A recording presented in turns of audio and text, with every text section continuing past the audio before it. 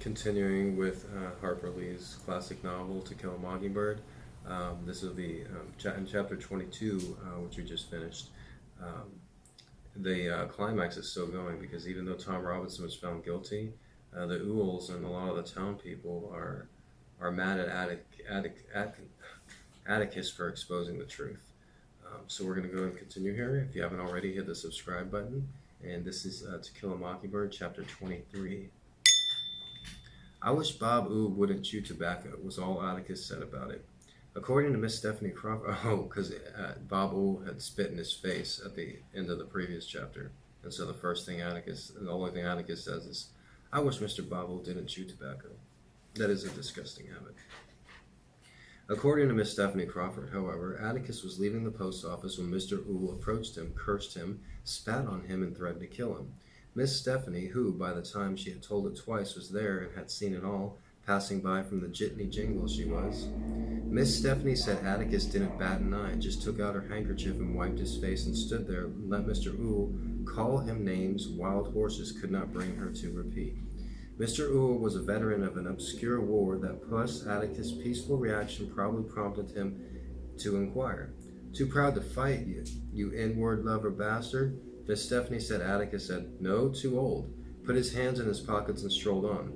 Miss Stephanie said you had to hand it to Atticus Finch. He could be right dry sometimes. Jim and I didn't think it entertaining. After all, though, I said, he was the deadest shot in the country one time. He could... You know he wouldn't carry a gun, Scout. He ain't even got one, said Jim. You know he didn't have one down at the jail that night. He told me having a gun around is an invitation of somebody to shoot you. This is different, I said. We can ask him to borrow one.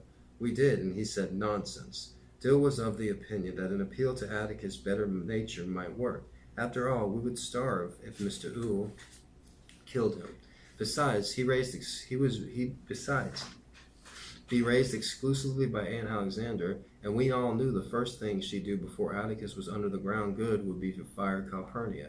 Jim said it might work if I cried and flung a fit, being young and a girl, but that didn't work either. But when he noticed us dragging around the neighborhood, not eating, taking little interest in our normal pursuits, Atticus discovered how deeply frightened we were. He tempted Jim with a new football magazine one night. When he saw Jim flip the pages and toss it aside, he said, What's bothering you, son? Jim came to the point. Mr. Oob. What has happened? Nothing's happened. We're scared for you, and we think you ought to do something about him. Atticus smiled wryly. Do what? Put him under a peace bond?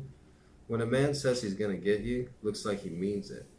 He meant what he said Atticus. Jim, see if you can stand in Bob Oob's shoe a minute. I destroyed his last shred of credibility at that trial, if he had any to begin with.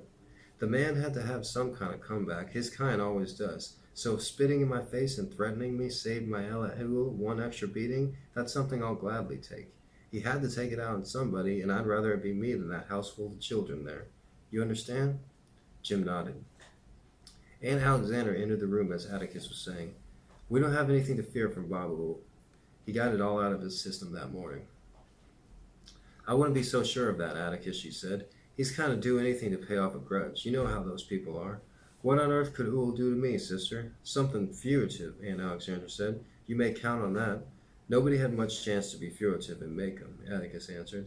After that, we were not afraid. Summer was melting away, and we made the most of it. Atticus assured us that nothing would happen to Tom Robinson until the higher court reviewed his case, and that Tom had a good chance of going free, or at least having a new trial. He was at Enfield Prison Farm, 70 miles away in Chester County. I asked Atticus if Tom's wife and children were allowed to visit him, but Atticus said no. If he loses his appeal, I asked one evening, what'll happen to him? He'll go to the chair, said Atticus, unless the governor commutes his sentence. Not time to worry yet, Scout. We've got a good chance. Jim was sprawled on the sofa reading Popular Mechanics. He looked up. It ain't right. He didn't kill anybody. Even if he was guilty, he didn't take anyone's life. You know rape's a capital offense in Alabama, said Atticus. Yes, sir, but the jury didn't have to give him death. If they wanted to, they could have given him 20 years.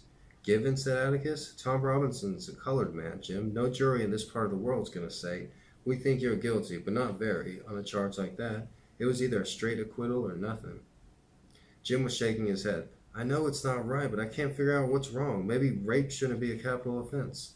Atticus dropped his newspaper beside his chair. He said he didn't have any quarrel with the rape statute. None whatsoever. But he did have deep misgivings when the state asked for and the jury gave a death penalty on purely circumstantial evidence. He glanced at me, saw I was listening, and made it easier. I mean, before a man is sentenced to death for murder, say, there should be one or two eyewitnesses. Someone should be able to say, yes, I was there and saw him pull the trigger. But lots of folks have been hanged on circumstantial evidence, said Jim. I know, and a lot of them probably deserved it too, but in the absence of eyewitnesses, there's always a doubt, sometimes only the shadow of a doubt. The law says reasonable doubt, but I think a defendant's entitled to the shadow of a doubt. There's always the possibility, no matter how improbable, that he's innocent. Then it all goes back to the jury then. We ought to do away with juries. Jim was adamant. Atticus tried hard not to smile, but couldn't help it. You're rather hard on this, son. I think maybe there might be a better way. Change the law. Change it so that only judges have the power of fixing the penalty in capital cases. Then go to the Montgomery and change the law. You'd be surprised how hard that'd be. I won't live to see the law changed, and if you live to see it, you'll be an old man. That was not good enough for Jim. No, sir, they ought to do away with juries. He was guilty in the first place, and they said he was. He wasn't guilty in the first place, and they said he was. If you had been on the jury, son, and 11 other boys like you, Tom would be a free man, said Atticus. So far, nothing in your life has interfered with your reasoning process. Those are 12 reasonable men in everyday life. Tom's jury, but you saw someone come between them and the reason. You saw the same thing that night in front of the jail. When that crew went away, they didn't go with reasonable men. They went because we were there. There's something in our world that makes men lose their heads. They couldn't be fair if they tried. In our courts, when it's a white man's word against a black man, the white man always wins. They're ugly, but those are the facts of life. Doesn't make it right, said Jim stolidly. He beat his fist softly on his knee. You can't just convict a man on evidence like that. You can't. You couldn't, but they could and did. The older you grow, the more you'll see. The one place where a man ought to get a square deal is in the courtroom, be him any color of the rainbow, but people have a way of carrying their resentments right into the jury box. As you grow older, you'll see white men cheat black men every day of your life. But let me tell you something, don't you forget it. Whenever a white man does that to a black man, no matter who he is, no matter how rich he is, or how fine a family he comes from, that white man is trash. Atticus was speaking so quietly his last word crashed on our ears. I looked up and his face was vehement. There's nothing more sickening to me than a low-grade white man who'll take advantage of a Negro's ignorance. Don't fool yourself, it's all adding up, and one of these days we're going to pay for the bill for it. I hope it's not your children's time. Jim was scratching his head. Suddenly his eyes widened. Atticus, he said, why don't people like us and Miss Maudie ever sit on juries? You never see anybody from Macomb on a jury. They all come from out in the woods.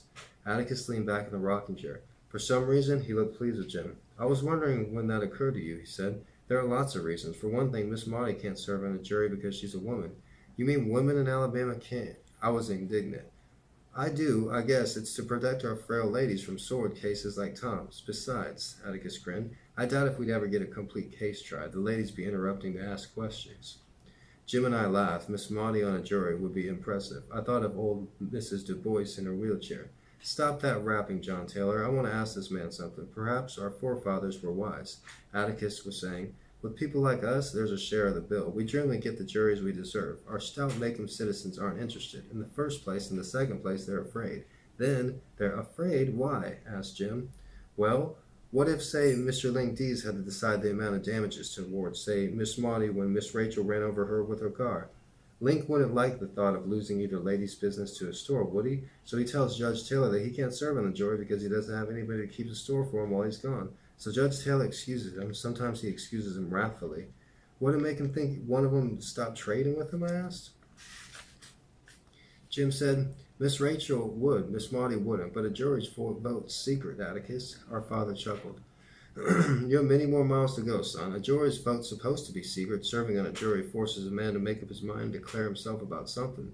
Men don't like to do that. Sometimes it's unpleasant. Tom's jury show made up his mind in a hurry, Jim muttered.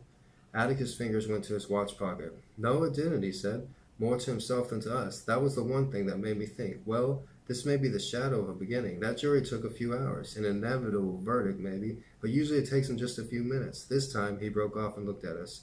You might like to know that there was one fellow who took considerable wearing down. In the beginning, he was raring for an outright acquittal. Who? Jim was astonished. Atticus' eyes twinkled.